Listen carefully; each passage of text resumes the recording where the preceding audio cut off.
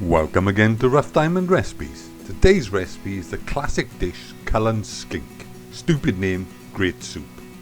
Before we get on with the cooking, I must apologise for my wife's foul language in this video. As the saying goes, you can take the girl out of Manchester, but you can't take Manchester out of the girl. As with all our videos, a list of ingredients can be found in the description box below. Okay, the first thing you do when making this soup is in a suitably sized saucepan, add the butter, and when it's nice and hot, add the onions and leeks and mix through well. Allow the leeks and onions to sweat down for a minute or two.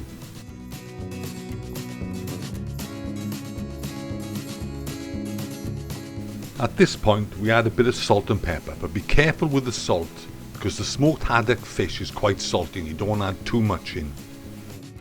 When the leeks and onions are nicely softened, it's time to add in the potatoes.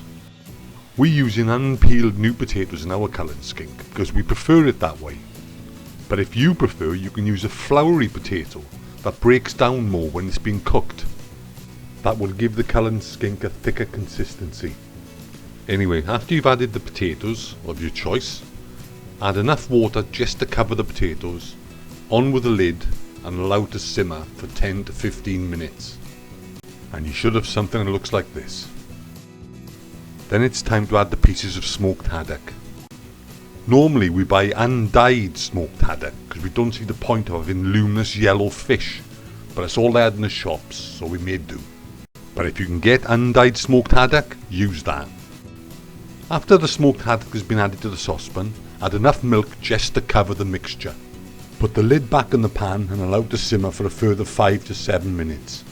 And you should have something that looks like this. Mix the Cullen Skink so the haddock flakes apart, then add the parsley and mix in well.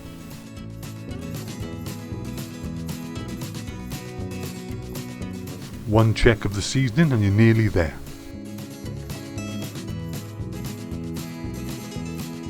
And this is where my wife gave her cultured, well-educated and knowledgeable opinion of the seasoning of the dish.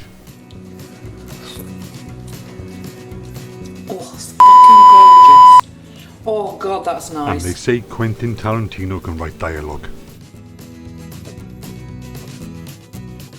And when you're happy with the seasoning, it's time to add in the double cream and mix through.